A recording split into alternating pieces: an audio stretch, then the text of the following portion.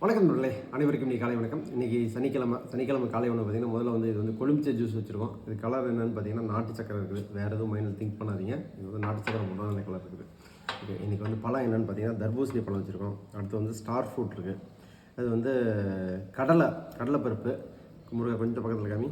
கடலைப்பருப்பு இது கடலைப்பருப்பில் பார்த்தீங்கன்னா நார்மலாக வந்து 100 கிராமுக்கு வந்து ஒரு 13-14 கிராம்லேருந்து 22 கிராம் வரைக்கும் ப்ரோட்டீன் இருக்கும். நீங்கள் எப்படி குக் பண்ணுறீங்கிறத பொறுத்து. இப்போ நீங்கள் வந்து ரா கடலையாக போட்டு பச்சைக்கடலை அப்படியே போட்டு அரைச்சி தோசை மாதிரி ஊற்றினீங்கன்னா கொஞ்சம் அதிகமாக இருக்கும். வேக வச்சிங்கன்னா கொஞ்சம் குறையும். இதே நீங்கள் வறுத்துட்டீங்க அப்படின்னா இன்னும் குறைஞ்சி போயிடும்.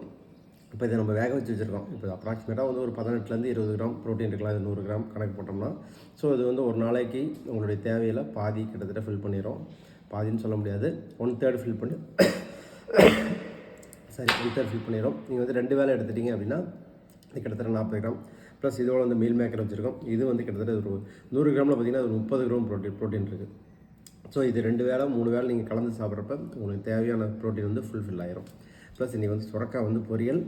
இது வந்து புட்டு, ராகி புட்டு. இன்றைக்கே ராகி புட்டுன்னு சித்ரா ஊரில் இல்லை, நானும் முருகன் தான் சமையல். சித்ரா கொஞ்சம் செஞ்சு கொடுத்துட்டு கிளம்பிட்டா, ஒரு ட்ரிப் போனாங்க அவங்க. அதனால் நானும் முருகன் தான் சமையல். அதனால் கொஞ்சம் சிம்பிளாக இருக்குமேனு புட்டு மட்டும் வெளியில் வாங்கிட்டோம். மீதெல்லாம் எங்களுடைய மேக்கிங் தான்.